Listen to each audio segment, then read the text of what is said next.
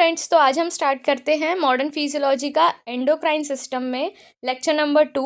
First lecture में हमने general introduction देखा था एंडोक्राइन सिस्टम का। इस लेक्चर में हम हार्मोन्स के बारे में पढ़ेंगे। सबसे पहले हम हार्मोन्स की डेफिनेशन देख लेते हैं। Hormones are the messengers Hormones are chemical messengers produced by endocrine glands released directly into the blood streams. Hormones जो होते हैं वो केमिकल मैसेंजर्स होते हैं, ठीक है। ये हॉर्मोन्स जो होते हैं वो केमिकल से बने हुए रहते हैं और ये मैसेंजर होते हैं। मैसेंजर का मतलब होता है ये सिग्नल्स को ट्रांसफ़र करते हैं थ्रू आउट द बॉडी, ठीक है। Produced by endocrine glands, hormones जो होते हैं वो एंडोक्राइन ग्लैंड्स के थ्रू सिक्रीट होते हैं। एंडोक्राइन ग्लैंड्स में ही ये हॉर्मोन्स जो होते हैं वो प्रोड्यूस होते हैं। Released directly into the blood stream, इसका मतलब होता है कि जो भी एंडोक्राइन में हार्मोन सिक्रीट होते हैं और प्रोड्यूस होते हैं वो डायरेक्टली ब्लड स्ट्रीम में पास कर दिए जाते हैं, ठीक है। तो ये हो गई हमारी हार्मोन्स की डेफिनेशन। हार्मोन्स के बारे में कुछ नोट कर सकते हैं, जैसे कि हार्मोन्स जो होते हैं वो केमिकल मैसेंजर्स होते हैं। ये सिग्नल्स कैरी करते हैं through out the body, secrete bye endocrine glands, ये एंडोक्राइन ग्लैंड्स के थ्रू सिक्रीट किए जाते हैं। एंडोक्राइन ग्लैंड्स जो होते हैं वो डक्टलेस ग्लैंड्स होते हैं। उसके एग्जांपल हो सकता है पिट्यूटरी, थायराइड, हाइपोथैलेमस और भी बहुत सारे एंडोक्राइन ग्लैंड्स होते हैं। ये हमने फर्स्ट लेक्चर में देख लिए थे। रिलीज इनटू द ब्लड, ये डायरेक्टली ब्लड में रिलीज हो जाते हैं क्योंकि इनमें डक्ट नहीं होती है। जो भी एंडोक्राइन ग्लैंड्स होते हैं उनमें डक्ट नहीं होती है, इसलिए जो उसमें एंडोक्राइन ग्लैंड्स में जो हार्मोन्स प्रोड्यूस होते हैं वो डायरेक्टली ब्लड में ट्रांसपोर्ट कर दिए जाते हैं, रिलीज कर दिए जाते हैं, ठीक है। एक्ट ऑन टारगेट ऑर्गन्स, मतलब जो ये हार्मोन्स होते हैं ये डायरेक्ट टारगेट ऑर्गन्स में ही जाके एक्ट करते हैं। Only sales with receptor respond, hormones जो होते हैं ना वो रिसेप्टर्स के पास ही जाकर रिस्पॉन्ड शो करते हैं। क्या होता है कि जो भी हमारे एंडोक्राइन ग्लैंड्स हैं वहाँ पर सिक्रीशन हुआ हार्मोन्स का, वहाँ पे प्रोडक्शन हुआ हार्मोन्स का, वो ब्लड स्ट्रीम में चले गए फिर हार्मोन्स, तो वो पूरी बॉडी में ब्लड स्ट्रीम के थ्रू पूरी बॉडी में ट्रैवल करेंगे। तो वो अपना फंक्शन कैसे करेंगे, तो बॉडी में जिस पार्ट्स में रिसेप्टर्स प्रेजेंट होते हैं उस पार्ट में जाके जो हार्मोन्स रिसेप्टर से बाइंड करते हैं और वहाँ जाके वो अपना फंक्शन करते हैं। तो इस लाइन का मतलब ये है एक्ट ऑन टारगेट ऑर्गन्स, मतलब टारगेटेड ऑर्गन्स होते हैं हार्मोन्स के जहाँ पर उनके रिसेप्टर्स प्रेजेंट होते हैं, तो वहीं जाकर जो होते हैं हार्मोन्स वो फंक्शन करते हैं और अपना रोल प्ले करते हैं बॉडी में, ओके।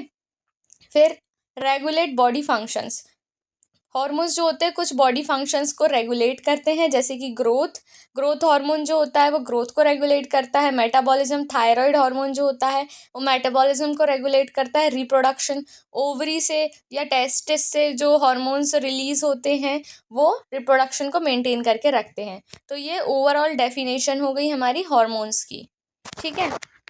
नेक्स्ट टॉपिक हम देख लेते हैं क्लासिफिकेशन ऑफ हार्मोन्स। यहाँ पर हम क्लासिफिकेशन देखेंगे हार्मोन्स का बेस्ड ऑन केमिकल नेचर। सबसे पहले हम हार्मोन्स का क्लासिफिकेशन देख लेते हैं बेस्ड ऑन केमिकल नेचर। तो हार्मोन्स जो होते हैं वो 3 टाइप्स में डिवाइड किए गए हैं। सबसे पहला है पेप्टाइड हार्मोन, फिर दूसरा है स्टेरॉइड हार्मोन और तीसरा है एमाइन हार्मोन, ठीक है। तो पेप्टाइड हार्मोन्स जो होते हैं वो प्रोटीन से बने हुए हार्मोन्स होते हैं।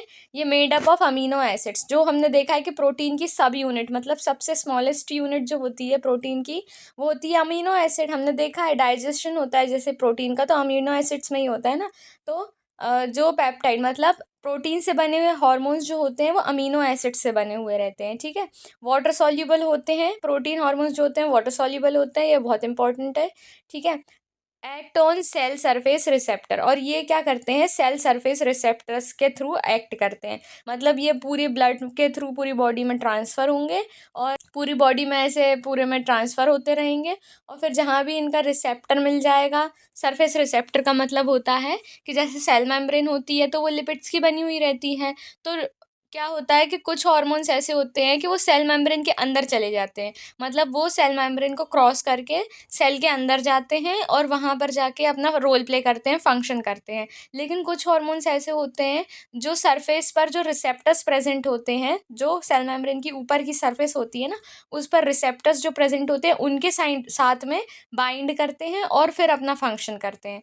तो जो ये प्रोटीन हार्मोन्स होते हैं ना तो ये वही वाले होते हैं सरफेस रिसेप्टर्स वाले हार्मोन्स। ये क्या करते हैं कि ब्लड स्ट्रीम के थ्रू पहले पूरी बॉडी में ट्रांसपोर्ट होते रहते हैं, और फिर जहाँ पर इनका टारगेटेड ऑर्गन रहता है वहाँ इनकी सेल, जो भी टारगेट ऑर्गन है उसके सेल मेम्ब्रेन में जो सरफेस पर रिसेप्टर्स प्रेजेंट होते हैं उनसे बाइंड करते हैं, इसलिए इनको कहते हैं सरफेस रिसेप्टर्स। ठीक है, act on sale surface receptors, और फिर ये फंक्शन करते हैं बॉडी में। ठीक है, तो इसके एग्जांपल्स क्या होते हैं, इंसुलिन, ग्रोथ हार्मोन्स और oxytocin.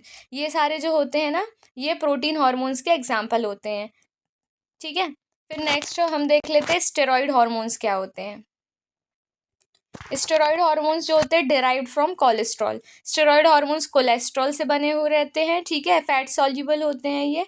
Act on intracellular receptor. Intracellular receptor ये वही होते हैं, ये क्या करते हैं कि जो सेल मेम्ब्रेन होती है ना, लिपिड्स की बनी हुई सेल मेम्ब्रेन, उसको क्रॉस कर जाते हैं और ये सेल के अंदर चले जाते हैं, और ये इंट्रासेलुलर मतलब सेल के अंदर जाके अपना फंक्शन करते हैं। ठीक है, इसके एग्जाम्पल होते हैं कॉर्टिसोल, ईस्ट्रोजन और टेस्टोस्टेरोन। तो ये बहुत इंपॉर्टेंट होता है। ठीक है, फिर हो गया थर्ड वाला हार्मोन क्या होता है, एमाइन हार्मोन। एमाइन हार्मोन्स भी जो होते हैं वो अमीनो एसिड से ही बने हुए रहते हैं, जैसे कि टायरोसिन और ट्रिप्टोफैन। ठीक है, इसके एग्जांपल होते हैं थायरोक्सिन, जैसे कि T4, ये थायराइड का हार्मोन है थायरोक्सिन। ठीक है, थायराइड ग्लैंड में से निकलता है, और एड्रिनलिन भी होता है इसका एग्जांपल। ठीक है, वाटर सॉल्युबल होता है, एड्रिनलिन जो होता है इसमें वो वाटर सॉल्युबल होता है। ठीक है, और जो थायराइड हार्मोन है इसमें वो लिपिड सॉल्युबल होता है। तो इसमें मिक्स्ड टाइप का कंपाउंड हमें देखने को मिल रहा है, क्योंकि इसमें हम देख सकते हैं कि ये अमाइन हार्मोन्स कहते हैं इसको, और इसमें जो एड्रेनलिन होता है वो वाटर सॉल्युबल हो गया, और थायराइड हार्मोन भी होता है इसमें, लेकिन ये लिपिड सॉल्युबल होता है। यहाँ पर हमारे 3 टाइप्स ऑफ हार्मोन्स कंप्लीट होते हैं, ये क्लासिफिकेशन है हार्मोन्स का। नेक्स्ट क्लासिफिकेशन हम देख लेते हैं बेस्ड ऑन सॉल्युबिलिटी। सॉल्युबिलिटी के बेसिस पे हार्मोन्स को 2 टाइप्स में डिवाइड किया गया है, वाटर सॉल्युबल होते हैं और लिपिड सॉल्युबल होते हैं हार्मोन्स।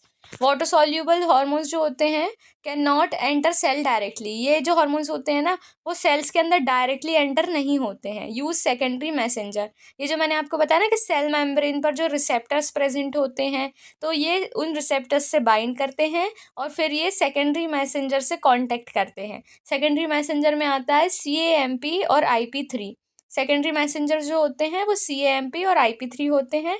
तो ये हार्मोन्स क्या करते हैं, सेल मेम्ब्रेन पर जाते हैं, रिसेप्टर्स से बाइंड करते हैं, और फिर रिसेप्टर्स से बाइंड करके ये सेकेंडरी मैसेंजर को अपना सिग्नल ट्रांसफ़र करते हैं, और फिर सेकेंडरी मैसेंजर सेल के अंदर जाके फंक्शंस करते हैं। तो ये पूरी प्रोसेस होती है। ठीक है, इसका जो एग्जाम्पल होता है वो इंसुलिन है और ग्लूकेगॉन है। ठीक है, फिर ये जो होते हैं ना वाटर सॉल्युबल हार्मोन्स होते हैं वो फास्ट एक्टिंग होते हैं और शॉर्ट ड्यूरेशन होते हैं। मतलब ये जल्दी से एक्ट कर सकते हैं, फास्ट एक्टिंग होते हैं। और शॉर्ट ड्यूरेशन का मतलब होता है कि ये इनकी जो लॉन्ग टर्म नहीं रहता इनका फंक्शन, ये जल्दी से फंक्शन करते हैं और जल्दी ख़त्म हो जाते हैं। ठीक है, फिर नेक्स्ट देख लेते हैं lipid soluble hormones can pass through cell membrane. Lipid soluble hormones जो होते हैं वो सेल मेम्ब्रेन को क्रॉस कर सकते हैं। एक्ट ऑन न्यूक्लियस, ये न्यूक्लियस पर एक्ट करते हैं, अफेक्ट द जीन एक्सप्रेशन, जिसकी वजह से ये जीन एक्सप्रेशन को भी अफेक्ट कर सकते हैं लिपिड सॉल्युबल हार्मोन्स। इसके एग्जांपल देख लेते हैं, इसमें आते हैं स्टेरॉइड हार्मोन्स और थायराइड हार्मोन्स। ठीक है, तो हम स्टार्ट करते हैं व्हाट इज सेकेंडरी मैसेंजर। यहाँ पर हमने देखा कि जो ये वाटर सॉल्युबल हार्मोन्स होते हैं ये सेकेंडरी मैसेंजर के थ्रू अपनी जो सिग्नल्स हैं, अपनी जो इन्फॉर्मेशन है उसको ट्रांसफ़र करते हैं टू द सेल। ये सेकेंडरी मैसेंजर सिस्टम क्या होता है इसके बारे में हम थोड़ा सा इन्फॉर्मेशन ले लेते हैं। जैसे कि what is secondary messenger. First messengers जो होते हैं वो उनको हम हार्मोन्स कहते हैं। ठीक है, जैसे कि एड्रेनलिन हो गया, तो ये जो हो गया फर्स्ट मैसेंजर हो गया। ठीक है, सेकेंडरी मैसेंजर क्या होते हैं, सब्सटेंस इनसाइड द सेल। ऐसे सब्सटेंस जो सेल के अंदर होते हैं उनको हम सेकेंडरी मैसेंजर कहते हैं, जैसे कि CAMP। ठीक है, इट कैरी सिग्नल फॉरवर्ड, ये क्या करते हैं, हार्मोन से सिग्नल रिसीव करते हैं और फिर उसको आगे फॉरवर्ड कर देते हैं। ठीक है, तो ऐसे सब्सटेंसेस को हम क्या कहते हैं, सेकेंडरी मैसेंजर्स कहते हैं। ये मैकेनिज्म मतलब सेकेंडरी मैसेंजर का मैकेनिज्म कैसा होता है ये जान लेते हैं। सबसे पहले क्या होता है कि हार्मोन्स जो होते हैं वो फर्स्ट मैसेंजर होते हैं, वो रिसेप्टर्स से बाइंड करते हैं सेल मेम्ब्रेन में। ठीक है, सेल मेम्ब्रेन में रिसेप्टर्स प्रेजेंट होते हैं, उनसे ये हार्मोन्स जो होते हैं जिनको हम फर्स्ट मैसेंजर कहते हैं वो रिसेप्टर्स से बाइंड कर जाते हैं। Receptors activate G protein. Receptors जो होते हैं वो G प्रोटीन एक्टिवेट करते हैं। अब सबसे पहली बात है कि G प्रोटीन होता क्या है। G protein is are regulatory protein. G protein एक रेगुलेटरी प्रोटीन है present on inner surface of the cell membrane that helps in transmitting signal from a hormone bound receptor to intracellular second messenger. अब जो ये जी protein है, हमने सबसे पहले देखा कि जो हॉर्मोन्स थे वो बाइंड करे रिसेप्टर्स से जो सेल मेम्ब्रेन में प्रेजेंट थे। फिर क्या होएगा कि जी प्रोटीन जो होता है वो कम्युनिकेशन प्रोवाइड कराता है from receptors to chemical messenger. यहाँ पर हम देख सकते हैं लिखा है G protein is a regulatory protein. G protein एक रेगुलेटरी प्रोटीन होता है जो inner surface of the cell membrane के इनर सरफेस पर प्रेजेंट होता है। It helps in transmitting signals, ये सिग्नल्स को ट्रांसमिट करता है फ्रॉम हार्मोन बाउंड रिसेप्टर्स, जो सेल मेम्ब्रेन के ऊपर रिसेप्टर्स प्रेजेंट है हार्मोन से जो बाउंड है उनके बीच में, to the intercellular second messengers. ठीक है, तो यहाँ पर पूरी प्रोसेस कैसी है कि एक सेल मेम्ब्रेन है उसके ऊपर रिसेप्टर्स लगे हुए हैं। ठीक है, तो जो सेल मेम्ब्रेन का जो सरफेस है मतलब बाहर साइड रिसेप्टर्स प्रेजेंट है, और जो सेल मेम्ब्रेन है उसके अंदर जी प्रोटीन है और इंटरसेल्युलर सेकेंड मैसेंजर है। ठीक है, तो अभी क्या हुआ कि हार्मोन ब्लड स्ट्रीम से आया और वो हार्मोन रिसेप्टर से बाइंड हो गया। अब हार्मोन को सिग्नल ट्रांसफ़र करना है सेल में। ठीक है, तो जो हमारे वाटर सॉल्युबल हार्मोन्स होते हैं वो सेल के अंदर तो आ नहीं सकते, तो वो जो सेल के सरफेस पर रिसेप्टर्स प्रेजेंट है उनके साथ बाइंड कर जाएंगे। अब उनको सिग्नल ट्रांसफ़र करना है टू द सेकेंडरी मैसेंजर। जो हमारे सेकंड मैसेंजर्स होते हैं CAMP या IP3, इनको सिग्नल पास करना है। तो यहाँ पर बीच में रहता है जी प्रोटीन जो सेल मेम्ब्रेन के इनसाइड के सरफेस पर प्रेजेंट होता है। तो ये क्या करते हैं हार्मोन्स जो रिसेप्टर्स से बाइंड हुए हैं ये अपना सिग्नल ट्रांसफ़र कर देते हैं जी प्रोटीन को। फिर जी प्रोटीन वो सिग्नल लेकर आता है सेकेंडरी मैसेंजर के पास और फिर सेकेंडरी मैसेंजर जो होता है वो फंक्शन करता है। तो ये सारी पूरी प्रोसेस होती है जो भी वाटर सॉल्युबल हार्मोन्स होते हैं उनकी, क्योंकि ये सेल के अंदर नहीं जा सकते हैं तो ये रिसेप्टर्स जी प्रोटीन और सेकेंडरी मैसेंजर के थ्रू अपने फंक्शंस करते हैं। ठीक है, तो ये पूरी प्रोसेस हो गई हार्मोन्स की। A hormone bound receptor to intercellular second messenger. G stands for guanine nucleotide. यहाँ पर हम देख सकते हैं जो G है उसका मतलब फुल फॉर्म है guanine nucleotide. G protein activates enzyme. G protein क्या करता है, एंजाइम एक्टिवेट करता है। This enzyme form secondary messenger CAMP IP3. CAMP activates enzyme inside cell, cellular response occurs. तो यहाँ पर ये पूरी प्रोसेस कंप्लीट हो जाती है।